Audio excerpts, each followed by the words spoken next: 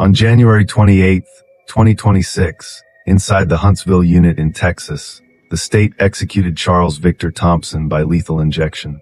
It was the end of a case that began in the late 1990s, but it didn't feel like an ending in the way people imagine endings. It felt procedural, quiet, controlled, almost sterile. That's the strange truth about executions. After decades of paperwork, hearings, delays, and appeals, the end arrives in minutes, often with a man lying still while strangers watch from behind glass. Thompson had spent about 27 years under a death sentence, and by the time the date finally arrived, the story surrounding him had already become two stories at once. One story was the murder case, the violent breakdown of a relationship, the stalking, the return with a gun, the deaths that followed. The other story was the escape, a condemned inmate who, years later, reportedly walked out of custody as if he belonged there, an event that shocked people, embarrassed officials, and turned the case into something the public couldn't forget. But if you want to understand why this case matters, and why it still grips people decades later, you have to focus on the part most viewers rush past. Not the escape, not the execution, the 3-hour window. 3 hours between a humiliating fight and a double killing. 3 hours where a man could have stopped. 3 hours where he chose not to. And before we get into the timeline, if you're here for true crime essays told like a story, with details, psychology, and full context, subscribe. I don't rush these cases. I build them so you can feel the weight of what happened, and why. Most true crime stories don't begin with evil. They begin with something that looks like ordinary life. In 1997, Charles Victor Thompson met Glenda Denise Hayslip in Houston, Texas. She was 39 years old, working as a nail technician, raising her teenage son Wade. She had been through a divorce not long before Thompson entered her world. Thompson was 27, young enough to still be forming an adult identity, but already deep in a lifestyle built on instability. He was involved in crime and drugs. He drank heavily, and he used cocaine. Two things that, together, can turn a person into a machine fueled by impulse and paranoia. At first, the relationship didn't announce itself as dangerous. There was friendship, then romance. There were promises, spoken or implied, about care and responsibility. Thompson reportedly presented himself as someone who would look after Glenda and her son. That's important because control rarely begins with threats. Control often begins with charm. Charm is a tool. A hook, a mask that lets someone get close enough to matter. And once they matter, once they're inside your life, they can start shaping it. Over time, the relationship reportedly turned toxic, marked by jealousy, dominance, and physical violence. Glenda showed up at work with bruises on her face more than once. Thompson admitted to slapping her during the relationship, leaving injuries. And this is where many stories quietly become tragedies. Because there's a point where a victim stops asking, will he change? And starts thinking, I need to survive. Glenda made that decision. She chose to end it. For most people, a breakup hurts. For some people, it becomes a threat to identity. When Glenda ended things, Thompson didn't accept it like a normal adult would. He didn't process the loss and move on. He reacted like someone who believed he was entitled to her presence. He began stalking and harassing her, calling constantly, showing up without warning, pressing her for answers, demanding explanations about her life after him. And then there was Darren Keith Kane. Darren was a bartender, 30 years old, someone Glenda met through the same nightlife environment where she had met Thompson. Glenda and Darren began as friends. Over time, they became romantically involved. People describe Darren as loyal and calm, protective, stable. In stories like this, that contrast matters. Not because it makes Darren heroic, but because it highlights what Glenda was trying to escape. She wasn't just leaving a boyfriend. She was leaving a system of fear. Thompson saw Darren not just as another man, but as evidence that he could be replaced. Evidence that he had lost control. Evidence that he had been humiliated. And in the mind of a controlling person, humiliation is not a feeling. It's an injury that must be punished. This case is often framed as jealousy. But jealousy doesn't fully explain it. Jealousy says, I want you. Possession says, you are mine. And when possession is challenged, it can become lethal. On the night of Wednesday, April 29th, 1998, the tension that had been building finally erupted. In the early hours, around 2:30 a.m., Darren received a phone call from Glenda. She was crying. Thompson was in her apartment. He was beating her. He was threatening her. Darren didn't hesitate. He drove to her apartment at the Waterman Crossing complex on Wunderlich Drive. When he arrived, he came face to face with Thompson. What happened next was physical and chaotic. A fight between the two men that reportedly lasted about 15 minutes.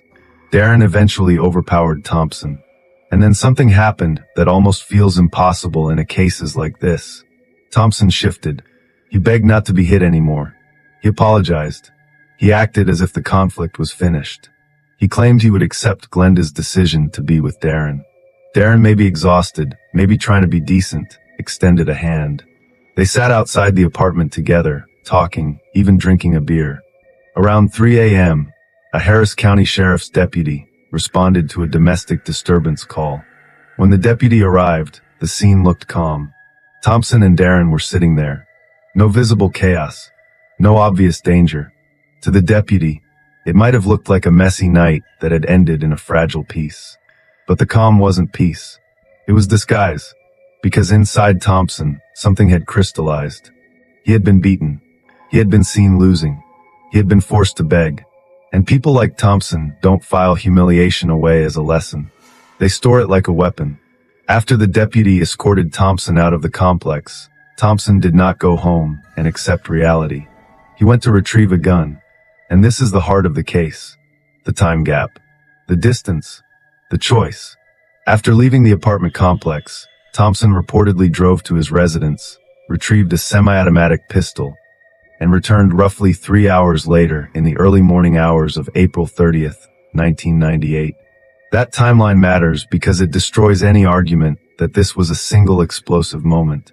3 hours is enough time to cool down. Enough time to call someone. Enough time to sleep. Enough time to let the adrenaline die. Enough time to think about consequences. Enough time to choose not to ruin multiple lives. But Thompson came back. Around 6 a.m., he approached the apartment door and kicked it in with force, shattering the lock and forcing entry. Inside, Darren was in the living room. He heard the crash. He stood up. And in that moment, the story becomes brutally direct.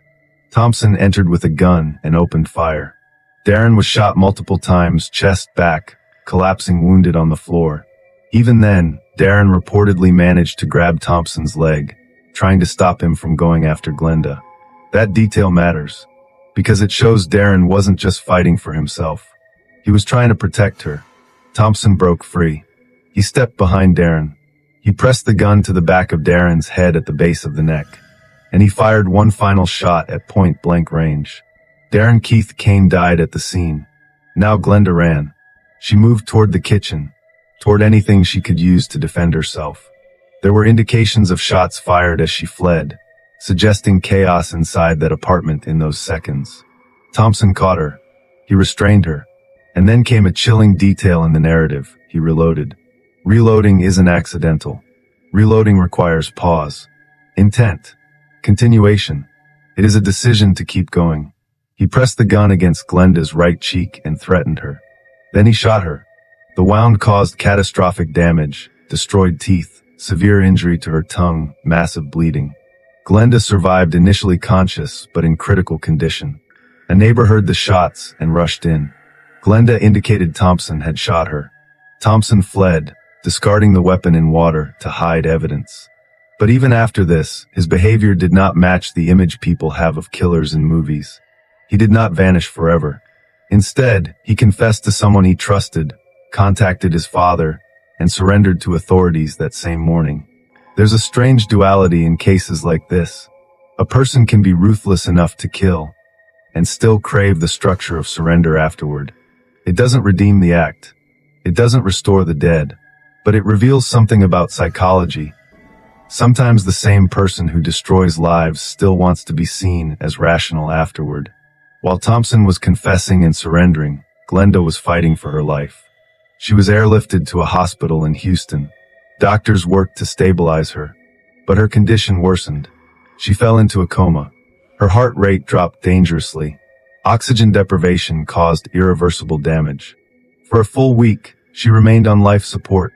And during those days, her family lived inside a nightmare that many people don't understand until they face it. The decision to keep machines running, or let a loved one go.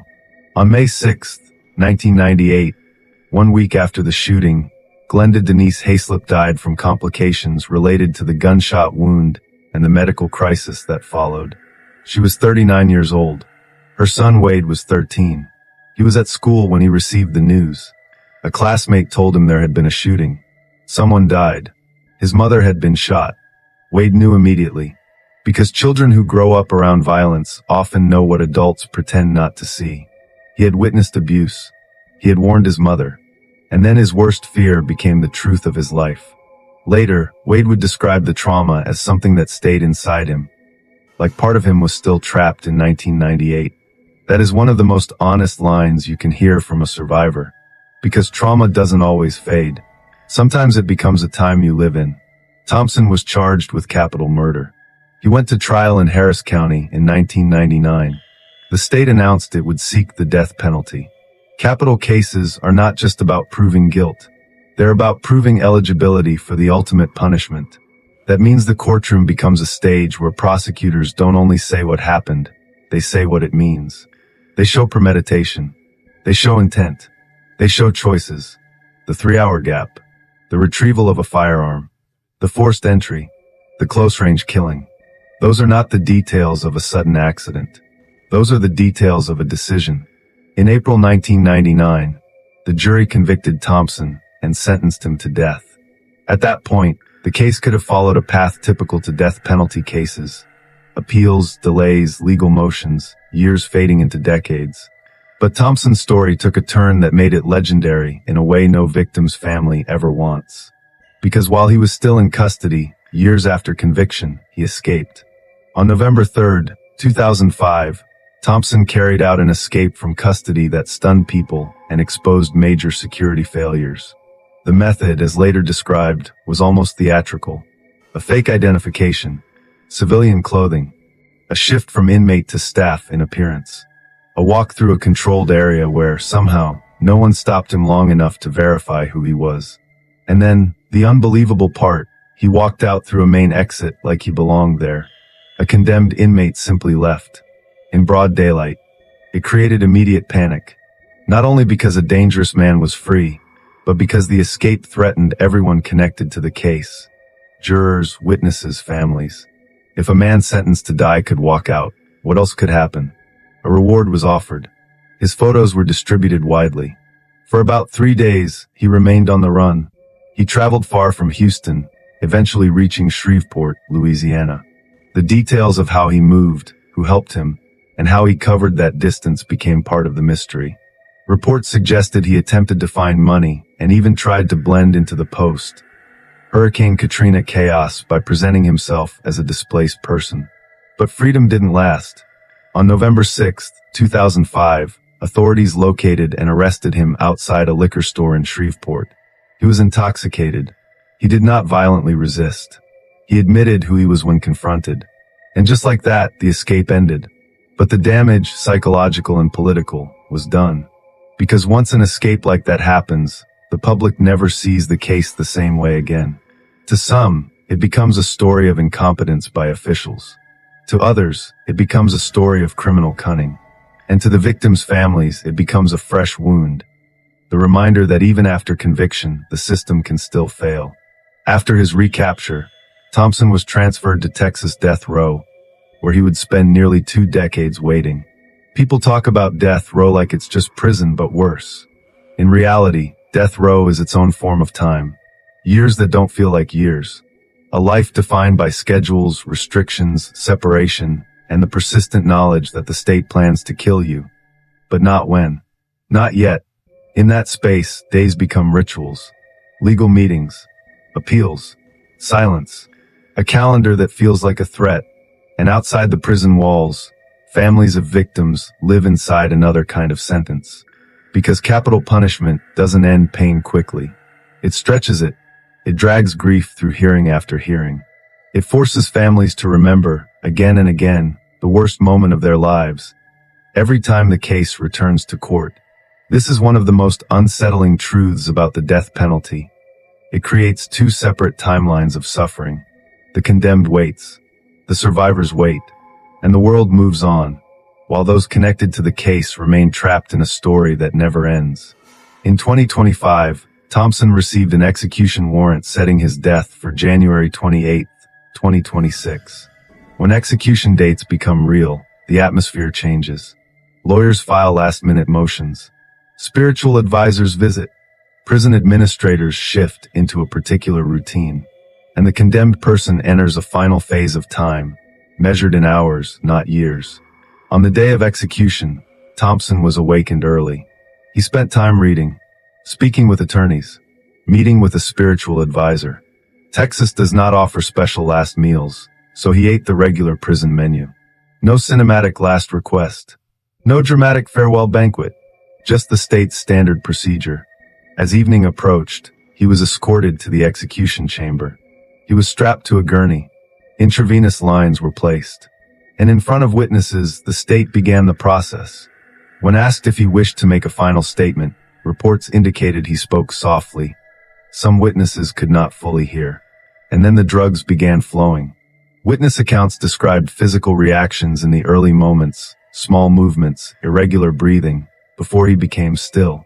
Officials declared him dead later that evening. And just like that, the case reached its final legal conclusion.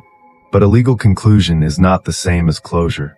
When people hear this story, they often focus on the escape because it feels like a movie. But the escape isn't the real lesson. The real lesson is the 3-hour window. That gap forces you to face the truth. This wasn't only rage. It wasn't only impulse. It was a decision made after time passed. And that is what makes it so chilling. Because it shows how obsession can become a mindset where another person's freedom feels like an insult. And in that mindset, a person can start to believe, if I can't have you, no one will. That belief is one of the most dangerous ideas in human relationships. And it's why domestic violence cases must never be treated as private drama. Because the most dangerous moment is often not during the relationship. It's when the victim leaves. And if you're listening to this right now, and you want more true crime essays that don't just tell you what happened, but explore why it happened and what it cost, subscribe. Because every case like this leaves behind people we rarely speak about long enough. The dead, the survivors, the children, and the part of a life that never returns to normal. This is All Prisoner Executed channel. Join this family by subscribe now to be updated.